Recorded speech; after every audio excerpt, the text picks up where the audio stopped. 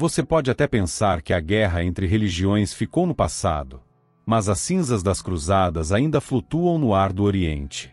E todo o mapa do mundo moderno, com suas fronteiras, alianças, ódios e muros, nasceu de sangue sagrado derramado por fé. De um lado, a cruz. Do outro, o crescente. E entre eles, um campo de batalha que atravessa os séculos. Foi ali, entre Jerusalém, Constantinopla, Córdoba, Damasco e Viena, que o destino de civilizações inteiras foi decidido por espada, pólvora e oração. 7 batalhas. 7 momentos em que o cristianismo e o islamismo colidiram com tanta força, que o mundo mudou para sempre, e nunca mais voltou ao eixo original. Esse vídeo não é apenas sobre guerras antigas. É sobre por que o Ocidente teme o Oriente, por que a Europa se blindou, porque Israel é um barril de pólvora, e porque muitos ainda chamam isso tudo de Guerra Santa. Prepare-se para mergulhar nas trincheiras da história, onde cada batalha foi escrita com sangue, fé e poder.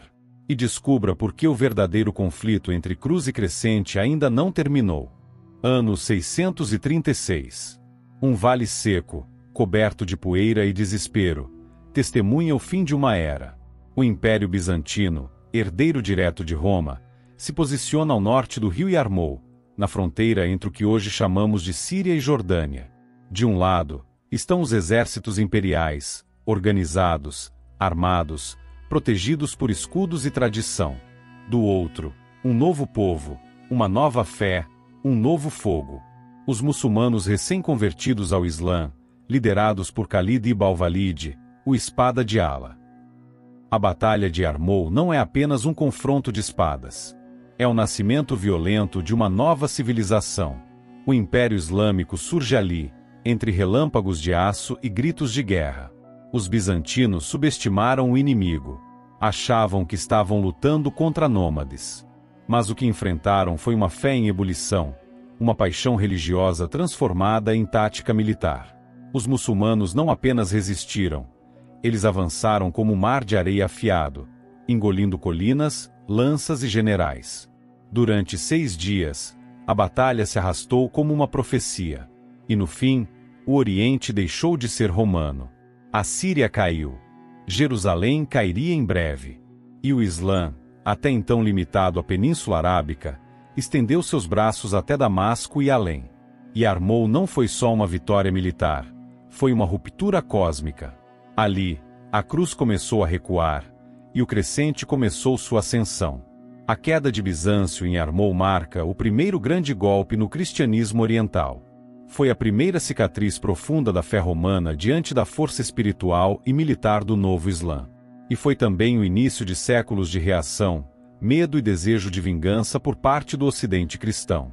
Cada fronteira redesenhada desde aquele dia, cada muro erguido em Jerusalém, cada bomba lançada em nome da fé, carrega, silenciosamente, o eco dessa batalha. Porque ali, às margens do Yarmouk, nasceu a guerra que jamais seria chamada de finalizada. Ano 732. O vento do deserto já sopra entre os vinhedos da Gália. Cavalos mouros, vestidos com armaduras negras, atravessam os campos da atual França com propósito: conquistar o coração da Europa cristã. Desde a Batalha de Yarmouk, o Islã não parou de avançar. Em menos de um século, tomou o norte da África, atravessou o Estreito de Gibraltar e dominou a Península Ibérica. Córdoba, Granada, Sevilha, cidades que antes pertenciam ao cristianismo agora resplandeciam com mesquitas, minaretes e califas. Mas em Poitiers, o avanço encontrou uma muralha invisível. Não de pedra, mas de identidade. Carlos Martel, comandante dos francos, e avô de Carlos Magno, se ergue como um guerreiro do tempo. Seu exército é menor, menos experiente, mas carrega nos olhos a convicção de quem sabe que, se perder, não haverá mais Europa cristã. A batalha é brutal. Um mar de corpos, lanças e convicções colide sob o frio europeu. O Islã chega com força, mas subestima a resistência. Os francos não recuam. Lutam como se cada golpe fosse proteger não apenas a terra, mas a alma de uma civilização. No final, Os exércitos islâmicos são repelidos. Poitiers se torna o símbolo do limite. O ponto em que o avanço do Islã para o norte é estancado.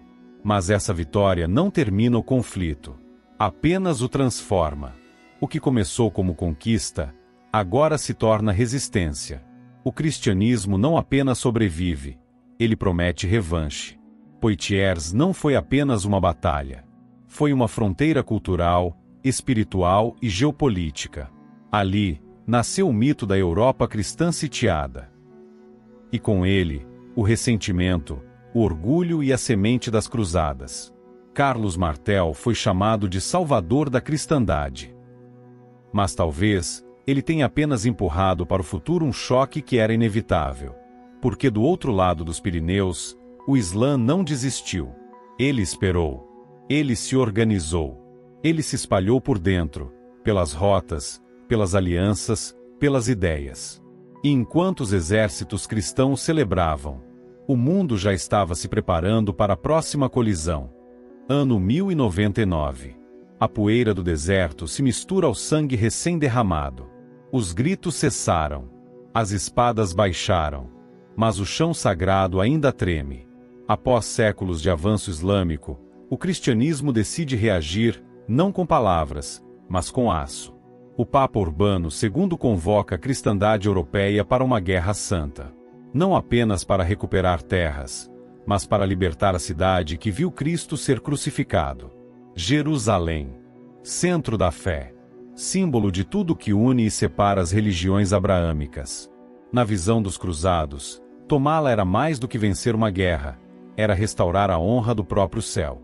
O caminho até ela foi longo, brutal, marcado por massacres, fome e peste.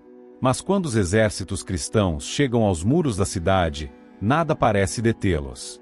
Do outro lado, os muçulmanos estavam divididos, cansados e despreparados. A cidade, sob controle da dinastia fatímida do Egito, é sitiada. E quando os portões finalmente caem, o inferno é liberado. O que se segue não é apenas conquista, é carnificina. Cruzados marcham pelas ruas de Jerusalém com sangue até os tornozelos, segundo relatos da época. Homens, mulheres, crianças, todos vistos como inimigos da fé, são massacrados em nome de Cristo. Ali, nasce o que muitos consideram o maior paradoxo da fé cristã. Uma cidade sagrada conquistada com uma fúria profana. Um altar levantado sobre cadáveres. Para o Islã, Jerusalém se torna uma ferida aberta. Para o cristianismo, uma glória manchada. E para o mundo, o início de uma nova era de guerras entre as duas maiores religiões do planeta.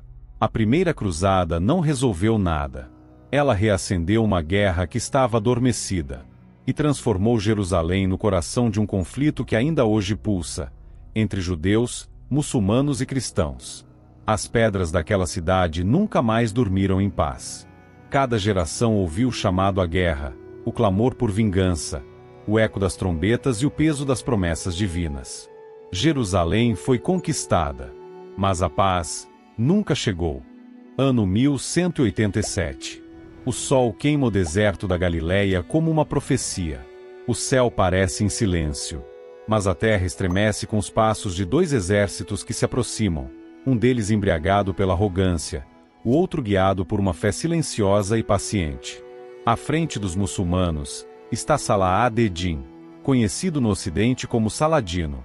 Mais do que um sultão, ele é símbolo de justiça, unidade e disciplina. Um homem que jejuava como um monge, mas guerreava como um profeta. Do outro lado, os cruzados comandados pelo rei Gai de Lusignan, confiantes em suas fortalezas, seus cavaleiros e, talvez, em uma providência que já havia os abandonado.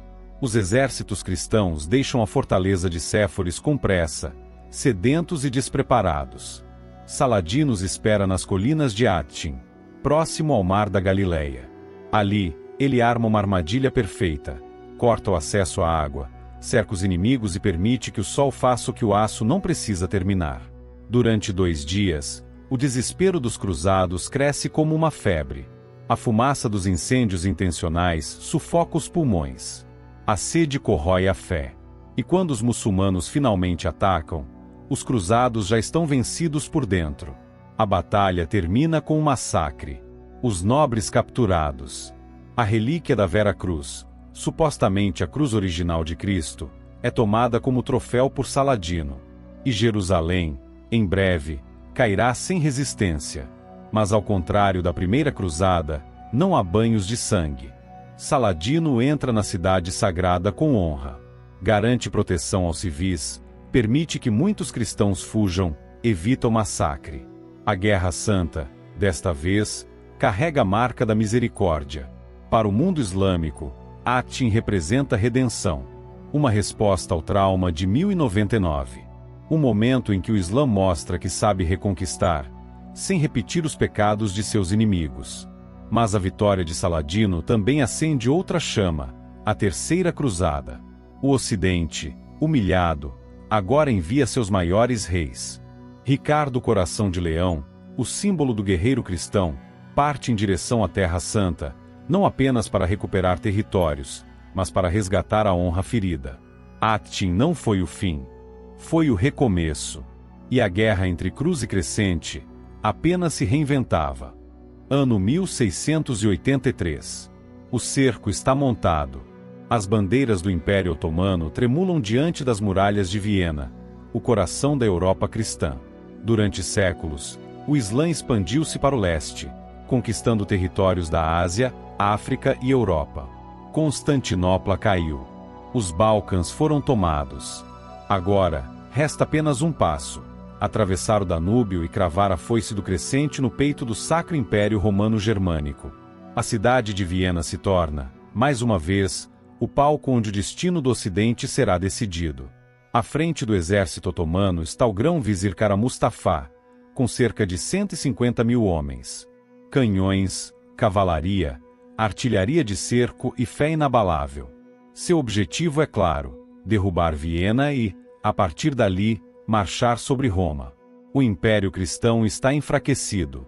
A peste havia assolado a Europa. As divisões internas corroíam os reinos.